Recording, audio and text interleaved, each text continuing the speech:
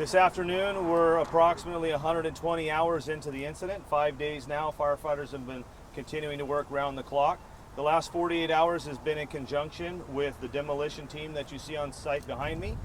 We currently have 6 firefighters that are still working in their full PPE, flowing tremendous amounts of water at the seat of the fire.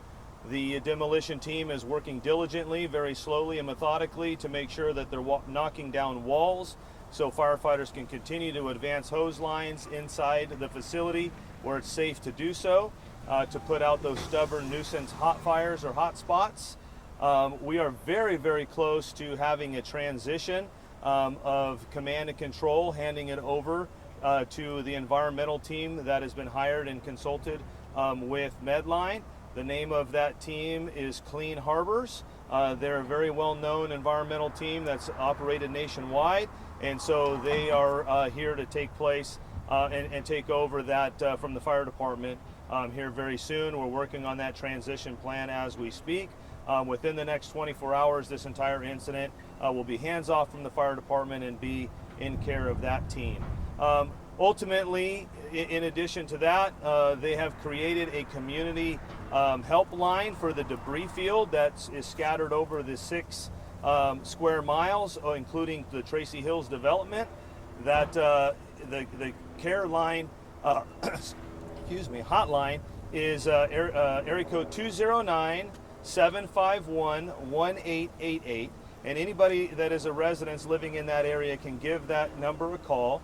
And that hazmat team will come out and take care of all of the debris in and around their resident in their yard or in their local parks, and it's all free of charge. You just got to give them a call and they'll come out, get you on the schedule, and get your property cleaned up.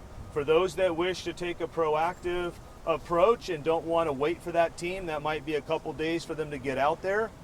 We've already had over 350 homes reach out to us in regards to having their homes cleaned. Even before the hotline was created, so we're expecting upwards around 1,000 residences, so it's going to take some time for that cleanup. So for those residents that want to get out there and take care of their properties, and be proactive, we do have personal protective equipment located at Tracy Hills Fire Station 95. The address is 7151 Tracy Hills Drive, 95377. And at that fire station, you can expect to receive, free of charge, some medical gloves, some N95 masks, and some bags so the debris can be double bagged, and you can leave that on the side of the curb, and the hazmat team will end up picking it up and then transporting it over here to the Medline facility and making sure that all of the debris with the site is all treated as a hazardous material site and taken care of appropriately. And I'm open to answering any questions you have. And are we any closer to getting that list of the hazardous material that the crews got before they went in? We are still working on establishing that. There's been a lot of PRA requests, and so we will absolutely make sure that that is readily available. And when it is, we will do a press release to all of the news media outlets that have requested that, and the private citizens as well. And OES says they have a current copy of that. Would that be different than the one you're preparing right now? No, it would be the same list. So is there a reason that OES has it and is willing to send it out, but you guys are prepping it? Is there any adjustments you guys are making? No, there's not going to be any adjustments. It'll be full transparency. Right now, we're utilizing that document to make sure that we're working with all the federal and state agencies to, everything from air monitoring that continues to take place and plume modeling. As you can see, everything is pretty much dissipated. There's a slight haze in the air. So we've been fortunate that the incident is kind of stabilizing right now at this point. Like I said, the transition is getting ready to take place. Have you reduced units since yesterday, or it was down to 8? Have you reduced it since then? We have. Now we're down to 6. So we currently have 6 firefighters on site that are actively working. And will they still remain here until that transition happens, or another plan to reduce again? Or? Yeah, so we're going to at least maintain the 6 that we have right now until the formal transition actually happens, which will be expected within 24 hours. Are special crew working for clean up the neighbors'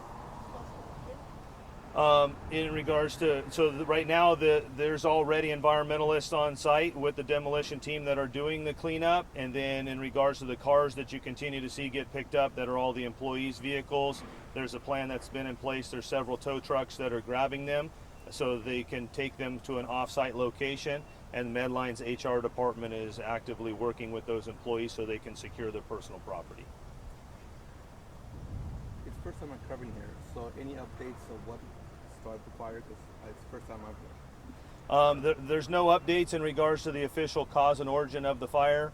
It's still under the investigation with our fire marshal in conjunction with the ATF. And then there's also a secondary investigation that's happening outside of the fire department in regards to the public water, the private water system that was not effective. It was completely rendered ineffective during this entire firefight. Estimation of the damages? It's hard to speculate exactly what the true losses were. We know that just less than 2 years ago, they did a $500 million upgrade to the building, which consisted of their robots being able to select packages and kind of have more efficiency than a human workforce. Thank you.